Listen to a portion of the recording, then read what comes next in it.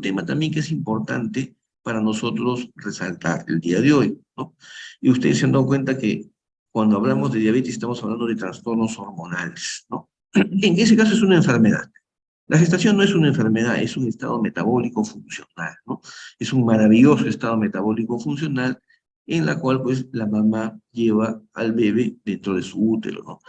Pero el desarrollo del embrión, el desarrollo del feto, ¿no? Dentro del útero de la mamá, hace de que la mamá sufra cambios hormonales, ¿no? Que favorezcan el desarrollo o que contribuyan al crecimiento de este niño intrauterinamente, ¿no? Eso, a su vez, va a producir algunas alteraciones, ¿no? Sistémicas que son compensadas regularmente por el organismo, ¿no? Se cree que la mamá, la gestante, tiene una disminución en la función renal cuando al contrario está aumentada, tiene una función hepática aumentada. Sin embargo, hay medicamentos que sobrepasan, ¿no?, el funcionamiento normal de ese hígado o de ese riñón, ¿no? O sea, de por sí, el riñón y el hígado, la mamá ya están trabajando más, tienen que trabajar más. ¿Por qué? Porque tienen ahora que trabajar para ambos, para la mamá y para el niño. Sin embargo, la naturaleza le da, ¿no?, le da la característica de aumentar la función renal y estar aumentada en forma fisiológica la función hepática. Pero si a eso se le agregan medicamentos que ya hemos visto en las primeras clases cuando hablamos de farmacocinética y farmacodinamia, se metabolizan o requieren de mayor gasto hepático. Entonces son medicamentos que pueden producir alguna alteración en el proceso, no de la gestación, sino en la situación sistémica de la mamá, ¿eh? O sea, estos medicamentos no van a alterar la gestación, ojo, pero sí van a producir o pueden producir trastornos en el funcionamiento hepático y en el funcionamiento renal principalmente, y debemos de tratar de evitar administrarlos durante la gestación y durante la lactancia, ¿no? A través de la barrera del cordón umbilical, ¿no es cierto?, Eh, pasan todos los medicamentos prácticamente. Todo lo que toma la mamá lo ingiere el bebé, ¿no? Y durante la lactancia ocurre algo parecido, ¿no? Es decir, los medicamentos que le damos a la mamá son absorbidos por el niño a través de la leche, en menor cuantía, lógicamente, pero lo ingiere, ¿no? Y a veces no podemos evitar darle un antibiótico porque hay una infección dental en alguna etapa de la gestación o durante la lactancia. Entonces la mamá nos pregunta, ¿no? Dice, doctora, doctor, ¿puedo tomar antibióticos? Y el odontólogo, que no sabe, dice, no, no puedes tomar antibióticos, aguántate los 9 meses o los 10 meses, porque no te puedo tomar una radiografía, no te puedo dar antibióticos, no puedo hacer nada. Pobre mamá, pobrecita mamá, paga la culpa del desconocimiento del dentista, ¿no? Sí se pueden dar medicamentos, sí se puede hacer atención odontológica, pero hay que hacerlo de manera cuidadosa, ¿no? De la mano con el médico, en este caso del ginecólogo, de la paciente. Algunas palabras básicas, algunos términos básicos para tenerlos claros, ¿no? La gestación es el periodo que transcurre desde la implantación del cigoto en el útero hasta el momento del parto. El parto es la culminación, es el momento en el cual el niño nace, atraviesa ¿cómo se llama? Sale desde el útero hasta el exterior, ¿no? Y nace, ¿no? El puerperio es el tiempo de recuperación completa, dice el aparato reproductor después del parto, ¿no? Es una etapa en la cual toda la fisiología, todos los órganos que estuvieron participando en esa maravillosa etapa de la gestación en la mamá vuelven a su estado normal de manera progresiva, porque han estado hiperfuncionantes o alterados, porque era necesario, pues, en ese momento, ¿no? Y el neonato, la palabra neonato es el recién nacido, que tiene más o menos hasta un mes, ¿no? Para darnos un mes de haber nacido, ¿no? De ahí que exista una especialidad, una subespecialidad que se llama la neonatología, ¿no? Que es una subespecialidad de la pediatría, del médico pediatra, que se encarga única y exclusivamente del niño hasta un mes, ¿no? Con todos los cambios fisiológicos y adaptativos, sea un niño normal o sea un niño que, con mayor razón, ha nacido antes del periodo o del tiempo normal de gestación. Entonces, algunas características, ¿no? Algunas características de los órganos, ¿no? De las funciones, se configura un poco esto. Por ejemplo, la eliminación renal está aumentada, la mayoría de funciones en la mamá están aumentadas. No están aumentadas patológicamente, ojo, están aumentadas fisiológicamente porque el organismo demanda de una mayor función de estos órganos, principalmente el riñón y principalmente el hígado. No se olviden, chicos, que los fármacos se metabolizan en el hígado y se eliminan a través del riñón, ¿no? ¿Se acuerdan? La farmacocinética de los medicamentos es así. Por tanto, tenemos que partir del supuesto que el órgano, en este caso el hígado o el aparato urinario en general, no solamente el riñón, sino todo el aparato urinario, se encuentran en perfectas condiciones. Y es evidente que estos órganos se encuentran más que en perfectas condiciones durante la gestación, ¿no? Es un error pensar que la mamá o la futura mamá, o sea, la gestante, tiene estas funciones ya disminuidas. No es así, ¿no? Sin embargo, por precaución, debemos de tener cuidado de no sobrecargar la función hepática y no sobrecargar la función renal, que ya está sobrecargada, aunque compensada, pero sobrecargada en la gestante. Y esto sí es importante, ¿no? Esta es una información, esto es un cuadro, está recomendado por la OMS, pero originalmente ha sido desarrollado por la FDA, ¿no? La FDA son las siglas de la Food and Drug Administration, ¿no? Es la FDA de Estados Unidos, que se encarga de velar porque los medicamentos y los alimentos que se comercialicen en Estados Unidos estén en óptimas condiciones. Entonces, esto se ha adaptado en el tiempo y se ha hecho esta clasificación respecto a la gestación, ¿no? Es decir, hay medicamentos que se consideran tipo A, tipo B, tipo C, tipo D o tipo X, ¿no? Nosotros tenemos que tratar de utilizar los medicamentos tipo A, ¿no? Y en algunas circunstancias, si ya no nos queda más remedio o no existe un medicamento tipo A, utilizar uno tipo B, ¿no? El tipo C y tipo D no, porque sobrecargan la función renal, o sea, aumentan el metabolismo hepático de manera mayor gasto hepático. Y los de tipo X no se deben utilizar porque son teratógenos. Esos producen daño directamente al feto, ¿no? Es decir, los de tipo A, B, C y D pueden producir trastornos en la gestación o daños al riñón o al hígado o a algún órgano de la mamá. Pero el tipo X es teratógeno, o sea, produce defectos, ¿no? Defectos congénitos, defectos de nacimiento en los niños, por eso que están prohibidos, ¿no? Por el efecto que tiene. En el caso de las sulfas y las tetraciclinas producen, ¿no? Sordera cuando son administrados por periodos mayores de 30 días, ¿no? O algún grado de hipoacusia. Eso está descrito en la literatura, y eso hay que tenerlo en cuenta. En el caso de las tetraciclinas, también producen trastornos en la formación del esmalte del diente, producen pigmentación o defectos en la unión esmalte-dentina, ¿no? ¿Y por qué? Pero si, doctor, si el feto no tiene dientes, el niño no tiene dientes. Sí, pero los dientes a los 6 meses de gestación ya aparecieron o ya están presentes los gérmenes de los incisivos inferiores, deciduos, ¿no? Y los caninos y los molares deciduos ya están listos casi para comenzar a erupcionar cuando el niño ha nacido. Sin embargo, erupcionan después, a los 6 meses, ¿no?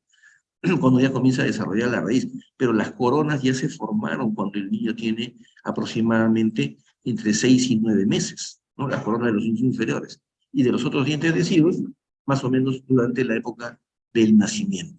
Por eso es que si la mamá tomó tetraciclina durante el último trimestre de gestación, es probable que el niño pueda nacer con defectos, con pigmentaciones, no digo hipoplasia del esmalte, que es otra cosa, sino con pigmentaciones características que produce, en este caso, el uso de las tetraciclinas, ¿no? Eso en el caso de los dientes. En el caso de los medicamentos tipo A, o de uso de farmacología, solamente la vitamina B es una de las pocas, ¿no? La vitamina A también está, pero en dosis muy bajas, ¿no? Por eso es que las mamás, las gestantes, las futuras mamás, las gestantes, usualmente les recomiendan utilizar e ingerir, perdón, complejo B durante la gestación, ¿no? Principalmente B1, B6 y B12. Son totalmente inocuos, ¿no? En el caso de los medicamentos tipo B, ya existen dudas sobre el inocuidad, ¿no? Es decir, nadie ha demostrado que sean inocuas, pero tampoco nadie ha demostrado que no lo sean. Ese es el concepto, ¿no?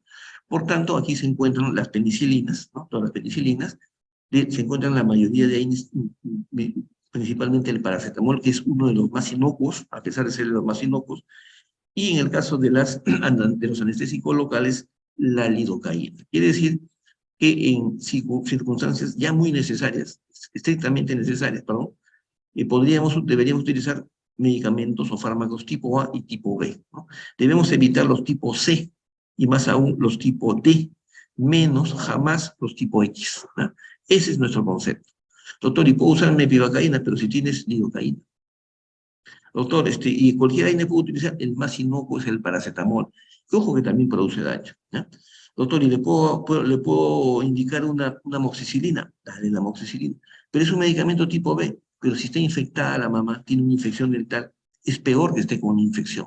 Entonces hay que darle los medicamentos de manera racional, ¿ya? Ojo, tengan en cuenta el uso racional de los medicamentos con mayor razón en las mamás. Pero ¿cuál es el problema? Uno de los problemas principales en nuestro país que está atravesando una crisis de todo tipo, ¿no? Una crisis moral, una crisis política, una crisis de informalidad, ¿no? Y en los medicamentos también, pues vamos a la esquina y nos comparamos nuestros medicamentos, ¿no? Yo acabo de venir acá de Brasil, lo mismo sucede en Argentina, y en Chile ni hablar, en Colombia también, ¿no? ¿Qué aquí ustedes creen que van a ir a una farmacia y decir, deme 10 ampicilinas? No le venden, no le venden. Lo único que le venden es paracetamol. Lo único que le venden es vitamina C, vitaminas, no más. Todo lo demás es con receta. Entonces, la automedicación es un grave problema en nuestro país, ¿no? A pesar que las mamás, las futuras mamás gestantes, más del 90% de ellas sabe que los medicamentos le pueden hacer daño a ella o a su bebé, sin embargo, un alto porcentaje de ellos se automedica, ¿no? Entonces, eso es importante, ¿no? Acá dice, acá abajo hay problemas de salud por lo que se automedicaron, 40.5% en caso de dolor, problemas respiratorios 28%, infecciones urinarias. Es decir, la mamá tiene infección urinaria, hablo en general, no digo la mamá del nivel socioeconómico A, B, C, digo en general, tiene una tendencia a automedicarse, ¿no? Y solamente van donde el médico cuando ya pues las cosas se comienzan a agravar, ¿no?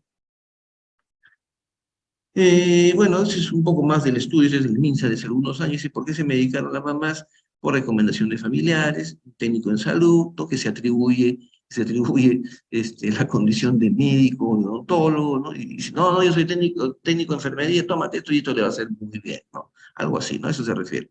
O la influencia de la publicidad, pues no sale un deportista, sale la Padula, no sé, antes salía pues, ¿cómo se llama la voleibolista? Gaby Pérez del Solar salía recomendando que todo el mundo tome Apronax, ¿no? Ya lo dice Gaby Pérez del Solar, ¿no? Ya no es así, ¿no? En otros países no existe eso, definitivamente que no existe. El hecho es, dice, el 97% de las gestantes sabía que la automedicación es un riesgo para su salud y para su bebé. El 97% lo sabe. Sin embargo, el 23% no conoce cuáles son los riesgos, ¿no? Para la madre y el 36% para el bebé. Sumen el 23 y el 36, estamos hablando de más del 50% de mamás en este grupo encuestado se automedicó, a pesar que el 97% sabía que los medicamentos podían producir algún problema en la mamá o algún problema ¿cómo se llama? En su bebé, ¿no? Ampliando un poco el cuadro anterior de la FDA, los medicamentos tipo A, tipo B, tipo C, ¿no? Para recordar que nuevamente los medicamentos tipo A y B, de la solamente tenemos la vitamina B y en alguna medida la vitamina A en dosis bajas, ¿no? El resto de medicamentos usados en odontología están dentro del grupo B o del grupo C. No se olviden los del grupo C, que te va a hacer pregunta examen de cajón. Los del grupo C no deben ser utilizados, ¿no? La claritromicina, igual que la gentamicina, demandan mayor gasto hepático, ¿no? Llegan al nivel de la glucuronización, o como metabolismo, como forma de metabolismo. Entonces, demandan mayor gasto hepático, mayor función de parte del hígado, ¿no? Entonces, decía también, ¿qué medicamentos atraviesan la barrera placentaria? Todos, todos, ¿no? La mamá está tomando ampicilina, el bebé está tomando ampicilina, está pasando el medicamento.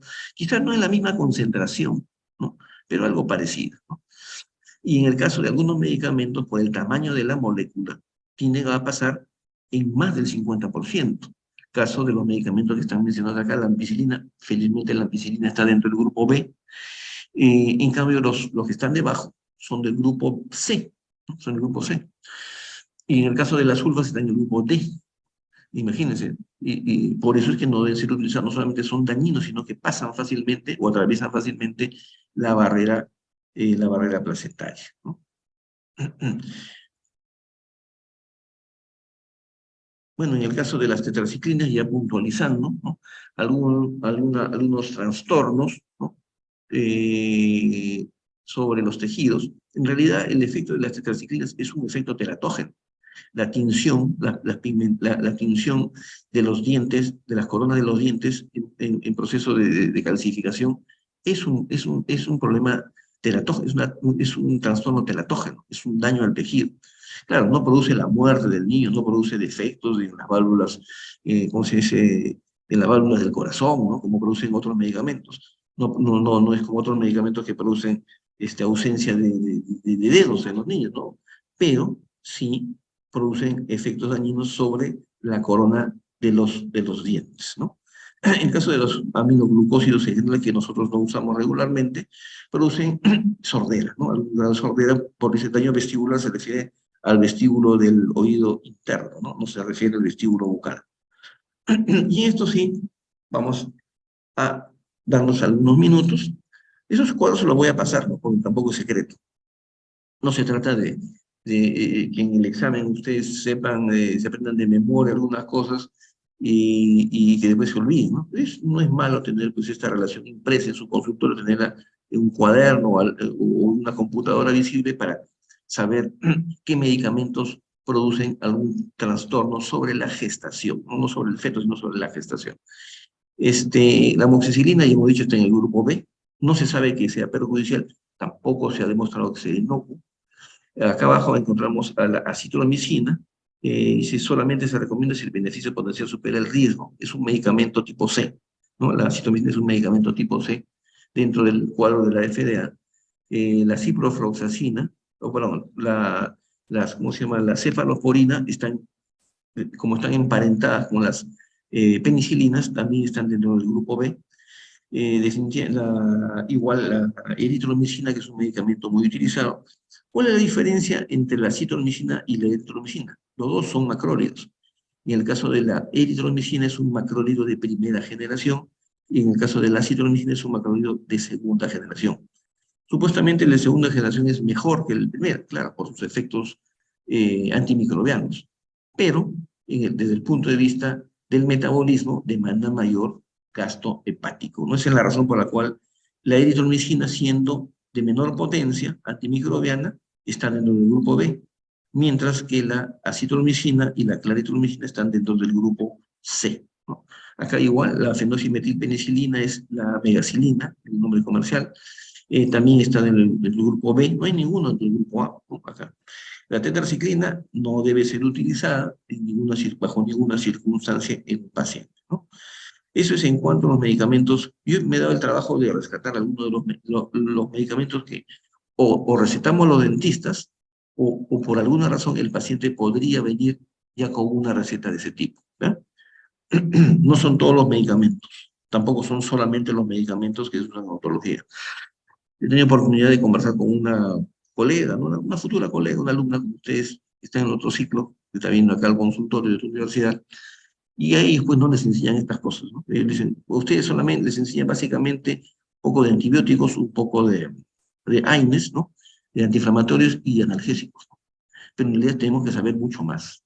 Acá, por ejemplo, entre los AINES encontramos al ácido acetilsalicílico, pero al alterar la función plaquetaria, el riesgo de hemorragia aumenta. Imagínense que la paciente esté tomando ácido acetilsalicílico y está pronta a dar a luz, ¿no? Puede tener severa hemorragia, ¿no? Entonces nosotros no debemos de utilizar por nada del mundo el ácido acetilsalicílico. La dexametasona va a depender su uso ¿cómo se llama?, al costo-beneficio. En nosotros no existe ningún medicamento, ningún tratamiento que amerite hacer una cirugía en una paciente gestante, por ejemplo, una cirugía que amerite utilizar dexametasona como postoperatorio, ¿no? Es normal en la extracción de un tercer molar, pero no voy a someter a una gestante a la extracción de una tercera molar. Lo medicaré hasta que pase el proceso y después iré a su cirugía, ¿no? Pero si viene con una infección dental de un diente en particular, podré hacerle la extracción bajo determinadas condiciones y utilizando los medicamentos justamente que están acá. Todos los que dicen no se sabe que sea perjudicial del grupo B. ¿Ya? Esos son los indicados para ser utilizados, ¿no? Y en cuanto a las, acá por ejemplo aparece la bupivacaína, ¿no? Que es un medicamento, es un anestésico local, ¿no? Que ya, no, ya salió del mercado, ¿no? Pero que es de la familia de la lidocaína y la familia de la mepivacaína, ¿no?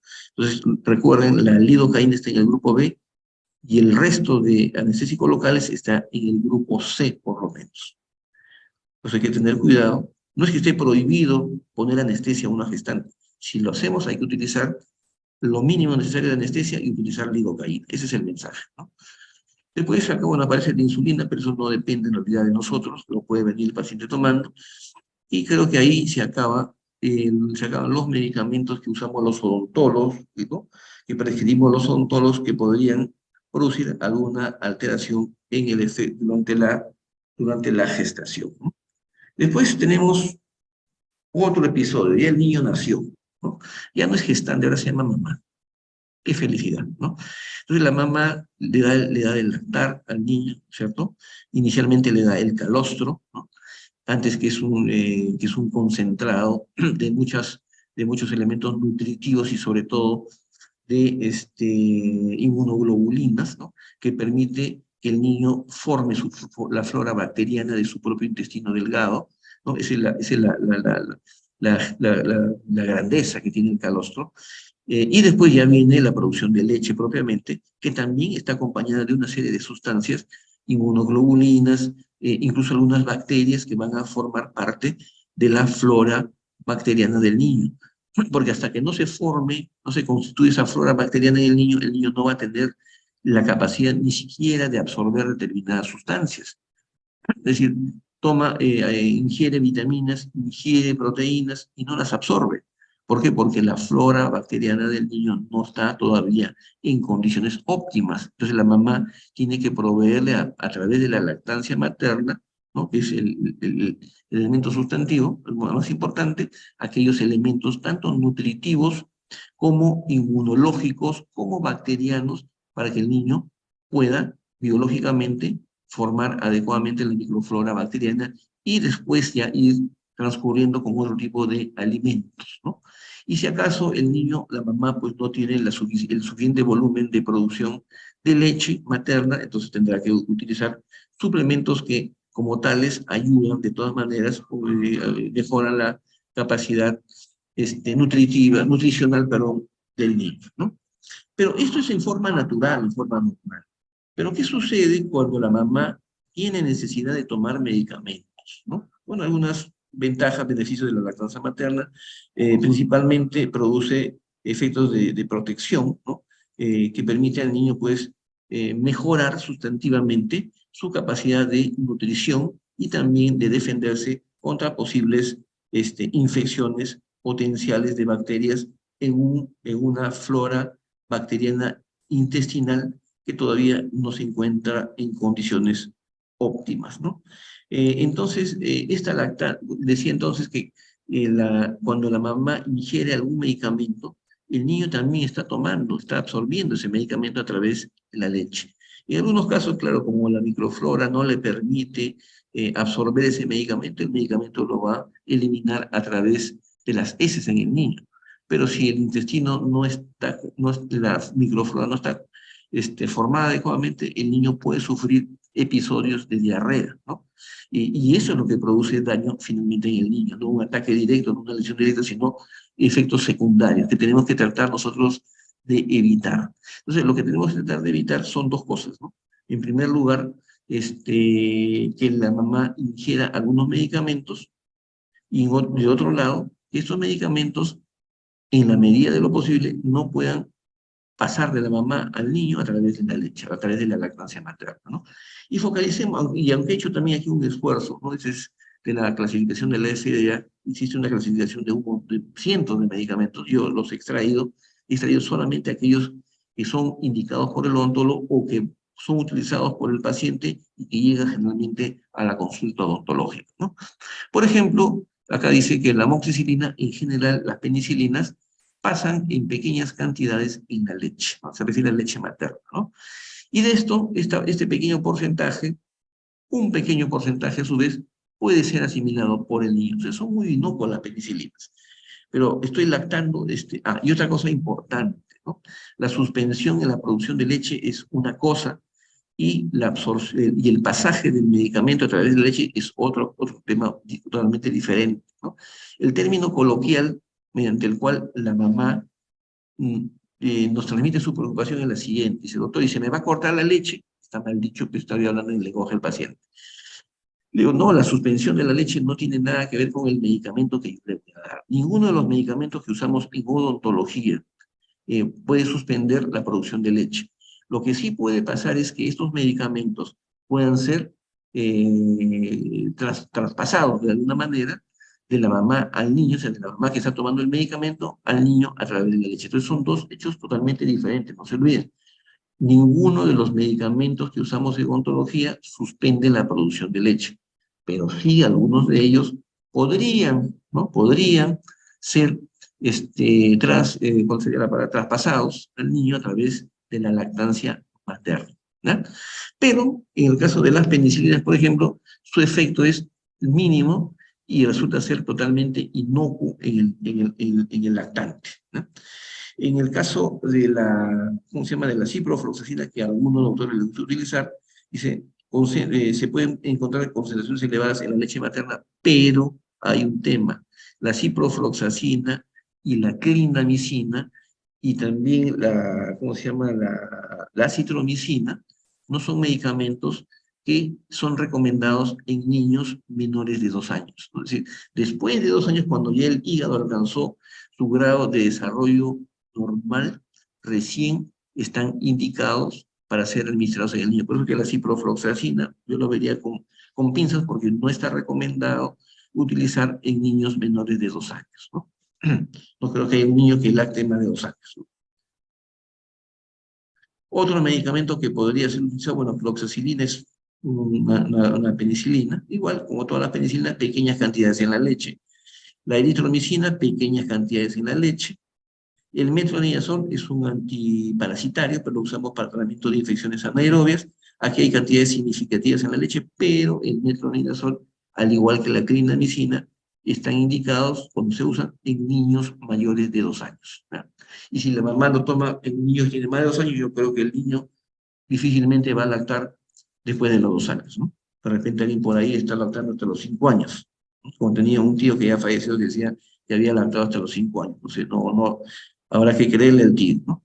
Las sulfas, definitivamente, a pesar de las tetraciclinas, a pesar, a pesar de ser dañinas durante la gestación, durante la lactancia son nocivos, ¿no? Por si acaso. En cuanto al ácido acetil salicílico, igual, ¿no? Hay que tener cuidado de que no pueda ser administrado en las mamás, ¿no? Por nosotros, me refiero, ¿no? Durante la lactancia. Igual los corticoides, dice beclometasona, betametasona, dexametasona, nosotros dices, los efectos sistémicos son poco probables a dosis maternas inferiores a equivalente a 40 miligramos por día. Bueno, la dosis usual de dexametasona es 4 miligramos, el máximo, en todos los casos, 4 miligramos cada 8 horas. O sea, son 12 miligramos. Estamos lejos de los 40. Podría ser utilizado si fuera necesario en la mamá gestante, ¿no? Acá está el ibuprofeno. El ibuprofeno es totalmente inocuo durante la lactancia. En cuanto a las anestésicos locales, no tienen absolutamente nada que ver, ningún daño. Doctor, tengo lactando 6 meses, mi hijito tiene 6 años, ¿me puede hacer una cirugía, me puede hacer un operatorio, me puede poner anestesia? Ponle la cantidad que quiera, ya es un paciente normal. Y no se afectará la leche de que le suena a mi niño, no pasará a la leche y mi niño absorberá la anestesia. No tiene absolutamente nada que ver, ¿no? Además que el anestésico local es un medicamento que tiene un efecto local y no tiene un efecto sistémico, ¿no? Acá está la lidocaína, dice, una cantidad demasiado pequeña para ser perjudicial, ¿no? Pues ya estamos hablando de otra etapa. Lo que estamos evitando, o tratamos de evitar, es que el medicamento sea traspasado a través de la lactancia materna. Y si traspasa, ¿no? Y si llega a ser ingerido por el niño, usualmente debe ser, ese medicamento debe ser inocuo, ¿no? En este caso, la tetracaína, bueno, tetracaína ya no existe. Eso es en general, entonces, en cuanto a los medicamentos o fármacos utilizados en dos situaciones en donde el paciente sufre cambios hormonales. En el caso de la diabetes es una enfermedad, es una patología.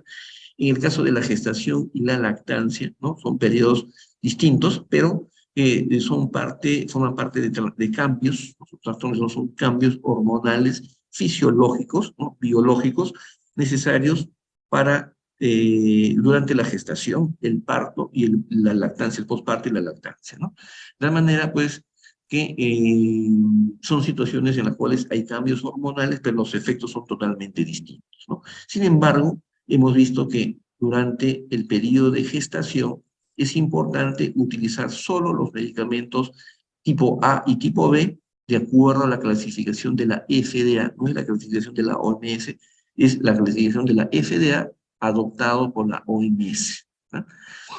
Debemos de evitar a toda costa durante la gestación los medicamentos tipo C, tipo D y por supuesto los tipo X que son teratógenos. Y durante la lactancia ya no funciona la clasificación A, B, C, X, ¿no? Eso ya no es solamente durante la gestación.